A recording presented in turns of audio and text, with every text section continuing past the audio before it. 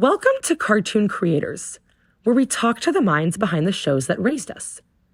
I'm your host, Tamar Lilienthal, and today we're talking to Michael Hirsh. Y'all, I'm going to go a little off script for this one, because Michael is one of the coolest, most accomplished individuals I have ever had the chance to sit down with, and I can't wait for you guys to hear this interview. He's the co-founder of a Canadian company called Nelvana, and the producer of some of the most well-known animated TV series of all time, including, and somehow this is not a complete list, Babar, Little Bear, The Adventures of Tintin, Berenstain Bears, Franklin, The Magic School Bus, Beetlejuice, Roly Poly Oly, Inspector Gadget, Johnny Test, Caillou, Arthur, Max and Ruby, Droids, Ewoks, Cyber Chase, and more. He's also recently released a book called Animation Nation: How We Built a Cartoon Empire, about his incredible storied career and his insights into the industry, both past, present, and future. So, without further ado, I'll stop babbling. Let's get to the episode. Michael, thank you so much for being here. We're really excited to have you. Well, thank you for having me, Tamar. So we start off all of our guests by asking them, everyone has a story of how they ended up in kids media or animation. What's yours? Was this always your plan? No. So my background in film was I was an experimental filmmaker from starting with my high school days and kept making films in college. And while I was in university, um, I made friends with somebody who was running the commercial division of a commercial house. And he had previously worked for Jim Henson. And My friend was an expert in plasticine animation. And he had learned from Eli Noyes when both of them were at Harvard. And he got a call from Jim Henson asking if he could do five letters for Sesame Street in the first year of Sesame Street because they were looking for people all over the place. And so my friend asked me if I could put together a team of people and he would train us because he had a job, a full-time job. And so I put together a team of my friends who I made films with, and he trained us in how to do plasticine animation, and we did five letters for Sesame Street. So that was great. At the end of the project, we really enjoyed it as a group, and we said, well, we'd like to continue. Should we go out and see what else we can sell and, keep this thing going? And he said, no, no, no. He had a full-time job. He just wanted to do this for Jim. So we then started the team that he trained started a company or a partnership called Laugh Arts. And Laugh Arts evolved into Nelvana, which became a very successful animation company. And that's how I got into, kids entertainment and animation. That's awesome. Certainly, yes, we'll get to all the success of Nelvana, but that's awesome. And I guess it is a pretty natural segue. I mean, and Nelvana was a Canadian company, right? I read somewhere that you're very much credited with being really instrumental in solidifying sort of the Canadian animation industry. What made you want to establish an animation presence in Canada? And like, were there any challenges to getting your company started? Lots of challenges. Every good The story does, I guess. Yeah, the problem with our idea of starting an animation company in Toronto was there was no animation industry here. There had been an effort by a fellow named Al Guest, who was a really good producer, and he had produced Rocket Robin Hood here, but he had gone bankrupt doing that. And so when he exited the business, there really wasn't, a production community for entertainment. There were people doing commercials, there were people doing special effects or visual effects. So that's kind of what was happening in Toronto at the time. And so we basically, the challenge was learning how to sell shows, make shows. And Al Guest was an early mentor of ours and taught us how to budget and gave us some tips on how to sell things. So we started by doing bits and pieces, show openings, and some commercials and some early efforts where we did live action films where there'd be 2 minutes of animation. So we kind of built up over time. And then what really transformed Nelvana was we had the first graduating students from Sheridan College. And Sheridan started an animation program, and they were graduating their first animators around the same time that we were ready to take on something bigger. And some of these students would come knocking on our door and say, look, you guys could make feature films, you could make TV series, you could make TV specials. We can do it all. So knowing that we had, a team of animators who we could put to work, we started to do bigger and bigger projects till we did A Cosmic Christmas, which was our first fully animated special. And that we did that in 1977. And that really put us in a takeoff position. We were able to get US and international distribution for the show. And so it was syndicated in the US. And George Lucas saw the special A Cosmic Christmas, and he was looking for a company who could do a 10-minute cartoon for the famous 2 hours Thanksgiving special. And he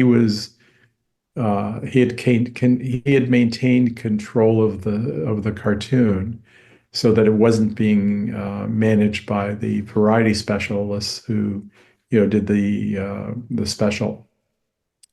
The cartoon was called A Faithful Wookiee, and is well remembered because it was the best part of the special, if I do say Ah. so myself. And it also introduced Boba Fett, who became an important character in the Star Wars universe. Right. I read that and that's so cool. And I also, I mean, I guess I wonder, like, so that work sort of in some of your early days put your company on the map and obviously introduced this really important character. I guess I'm just curious, like, was the Star Wars franchise as sort of beloved back then in its earlier days as it ultimately became? Yeah, Star Wars was, people fell in love with Star Wars. When we got the call from Lucas, we were over the moon because we had fallen in love with Star Wars. It really was a game changer in the film world. And when I was a kid, I had gone to Saturday matinees, which is where you would get a double bill or sometimes a triple bill, and often you would get serials like Buck Rogers or Flash Gordon. So Star Wars was sort of took that childhood experience and took it to a whole new level. And working with Lucasfilm on not only Faithful Wookiee but then Ewoks and droids when he got his first series orders, was tremendously important for Nelvana and for me. That's awesome. That is super cool. Uh, I'm curious though, because I guess then, and we're obviously talking your career has spanned a very, long and successful amount of time. Um, I am curious though, so what becomes the bridge, what's the transition point, the bridge from that to ultimately you becoming known for really taking a bunch of children's books and turning them to series or adapting them to series. Just to name a few, but the list is insanely long and awesome. Babar, Magic School Bus, Berenstain Bears, Max and Ruby, Franklin the Turtle. So, like, what led you sort of then to that path of taking all of these literary works and adapting them? So I was a keen reader as a kid. So from a very early age, I would go to the library every Saturday morning. The library, which was in Toronto, had a librarian who was one of the world's top children's librarians, and she had developed her own way of reading books to kids, putting on puppet shows, putting on plays, and made the books come to life. So it was something that I had grown up around and was, very fond of kids' literature and had a lot of great memories from that period. So when the opportunity came to pick up Babar, which was, I think, the first book that we adapted, um, I jumped.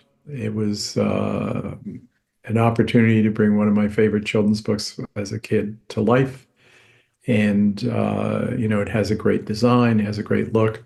And Yeah. by that time, we were producing for the US Saturday morning networks, but they all passed on Babar because it wasn't the kind of thing they did. So, what I did was, I decided that we would fund it by selling it in France and co-producing with France. Canada has co-production treaties with all sorts of countries, including France, and it made it easier to finance. And then I was able to sell it to HBO because it kind of represented the kind of premium value that HBO wanted to deliver. Mm. And HBO stuck with us through the life of the show. And CBC was also a partner of ours, and they were looking for something they could play in prime time. So we designed the original Babar series so that it worked for the family. So it was family viewing, not just kids viewing. Mm. And the shows were bookended with Babar at the top of the show and later in the show, where he's telling his kids a story about his childhood and tying it into something that they were going through. So that gave it that family feel that made it work for both HBO and CBC and broadcasters around the world. When we had a success with Babar, we were quick to follow up with a co-production with Tintin, based upon the graphic novels from Hergé, which are, very popular around the world. And we continued that path with a lot of the titles that you mentioned and went on with Pippi Longstockings and Never Ending Story and lots of great shows. And a lot of the books that we did were not necessarily, they didn't originate in the US. They often were like Babar and Tintin and Pippi and Never Ending Story. They were books that were internationally originated. And so we had a very good worldwide market for them. And that sort of happened at the same moment that the international market for animation really, for kids, really opened up. So that was kind of in the the mid 80s. In the mid 80s, international television took off, and these were all titles that worked incredibly well around the world. That's amazing. And I mean, so much of what you said, I really love the fact that, you know, I've only been working in this space a couple years and I know how popular, co-viewing is now. But I always like to mention we've had quite a few people on the podcast dating, a couple decades back working on family viewing, co-viewing, and it's always a reminder that what we think is very new and hip now, in fact has an earlier origin for sure. So I think that's really awesome. Yeah, and what's kind of interesting, if you track family viewing, it's gone in and out of favor, right? Mm. And Nickelodeon and Cartoon Network were, I think, instrumental in sort of killing family viewing for a period because they made shows that were edgy and were for the kids and not the adults. Nickelodeon's motto or slogan at the time was, you know, parents drool, kids are cool. You Right. Right. so basically, it was like not a friendly place for co-viewing, essentially. So interesting. That's yeah, I don't think I realized that, but that makes sense. Yeah, and then post 9/11, family viewing came back. There was really a desire for families to be close because people were frightened by, the events of that day. Huh. And then it went away with the advent of, so many screens in the house, right? The kids could go watch their show on their parents' iPhone, or they could watch the show on their iPad.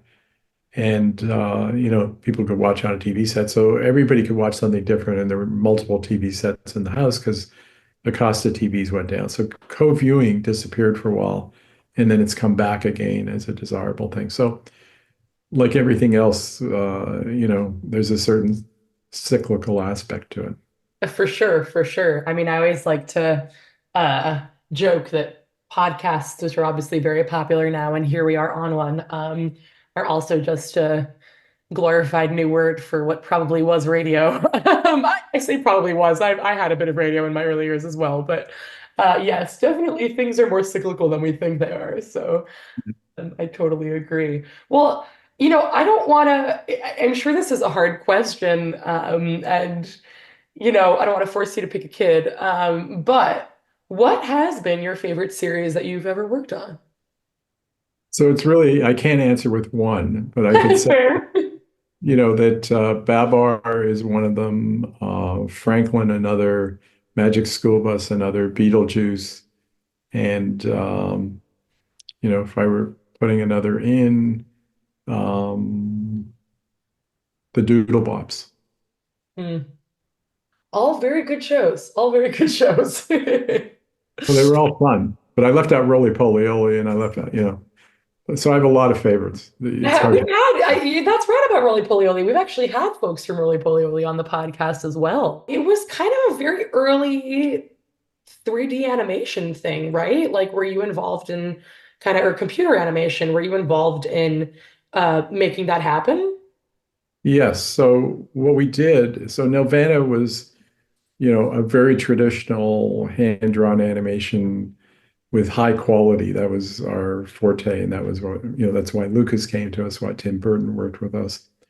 But we could see that, computers were coming into the business. So what we did, because we didn't have the expertise in-house, is we bought a company in Minneapolis called Windlight, run by Scott Dyer. Mm. And we moved him and his team to Toronto. And they had, besides being great CGI animators and producers, they had done a lot of the work on Maya, the animation software, CGI software that Alias developed at that time.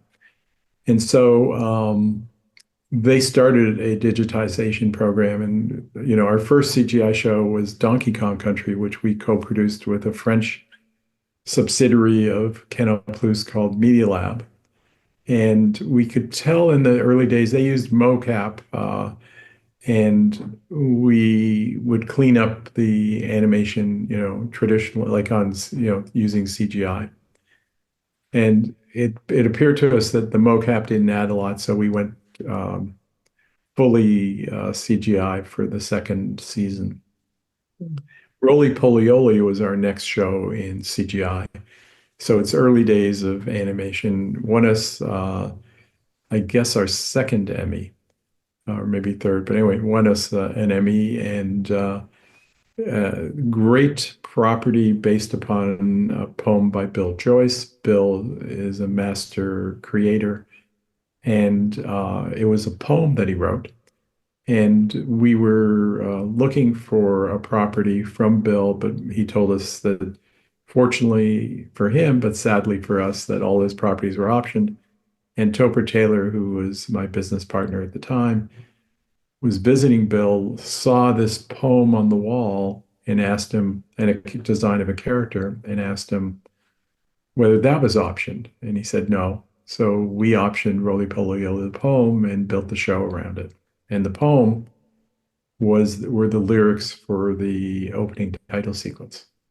Oh, that's awesome. That's awesome. Yeah, wow. That's such a cool story. It's really inspiration can come from anywhere, right? Like, um, Dragon Tales, I know, was like based off of drawings. And here you're saying that even a poem, that's super cool. And I watched Roly Poly as a kid, so I'm a big fan.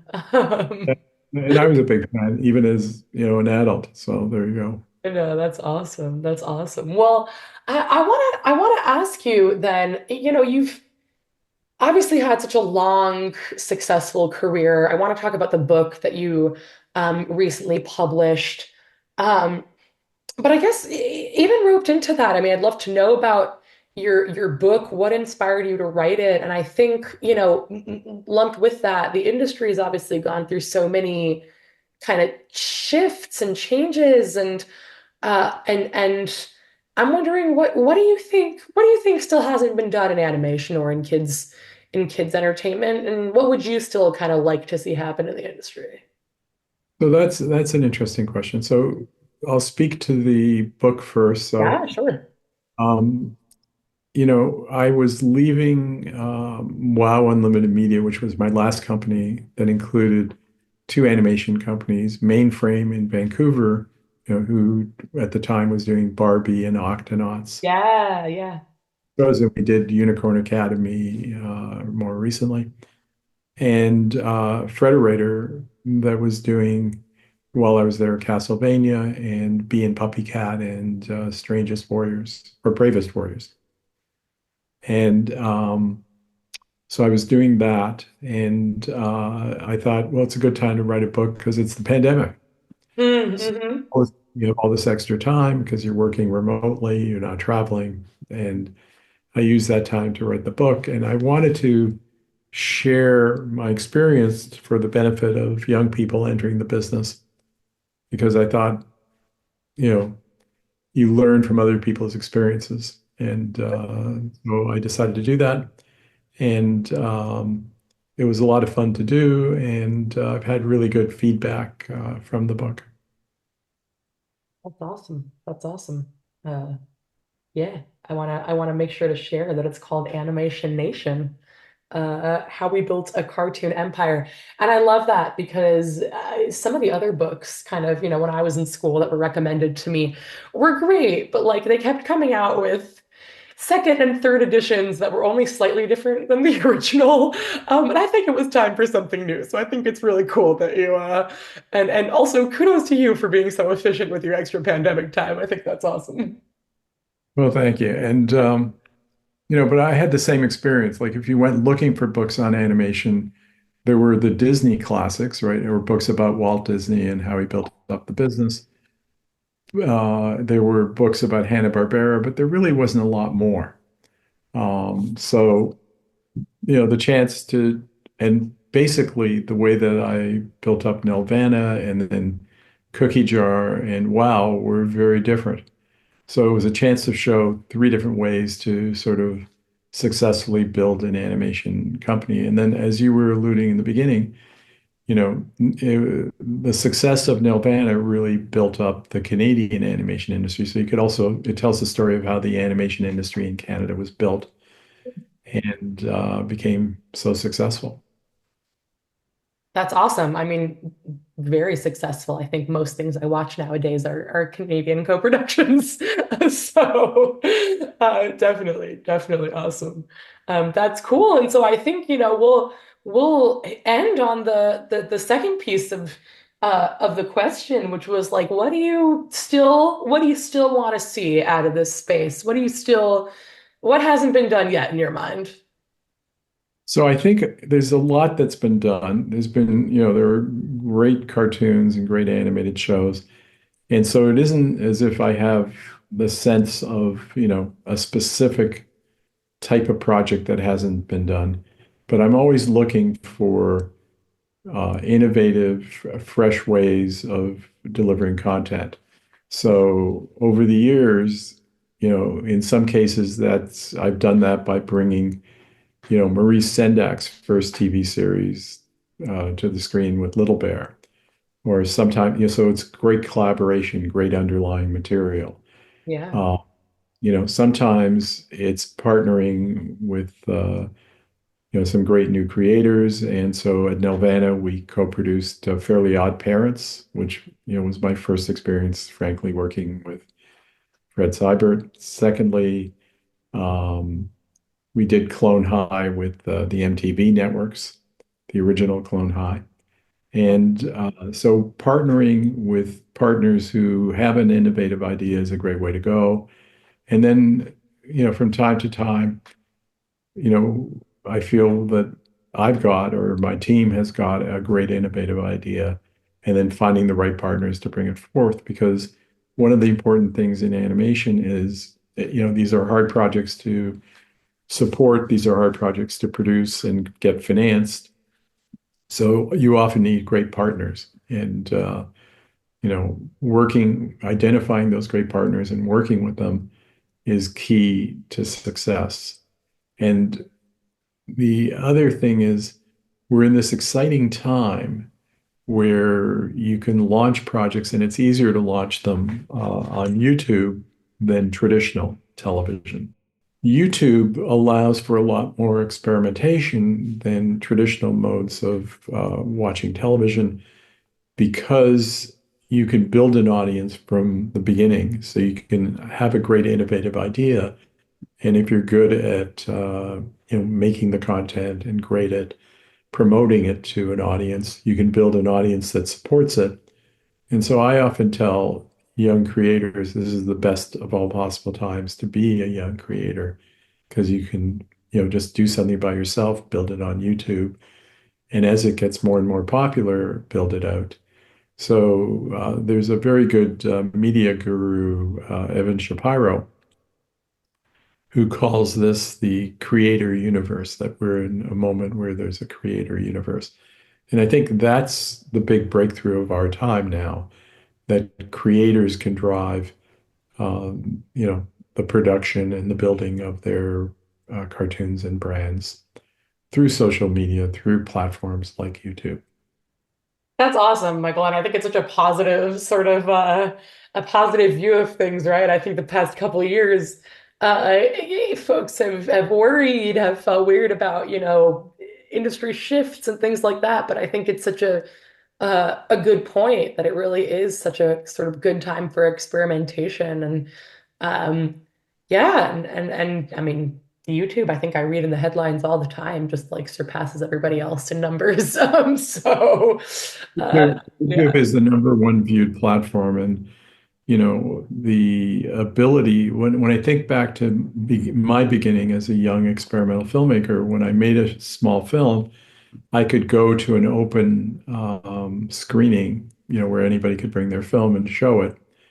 And that was and you might show it to 20 or 30 people in a room. right. But on YouTube, you have, that ability to totally put your product out without having to have anybody buy it or to say, yeah, that's okay to put on. And you're available to the whole world. Maybe Yeah. the world ex China and Iran and a few countries that have sort of, cut YouTube off. But by and large, it's the world.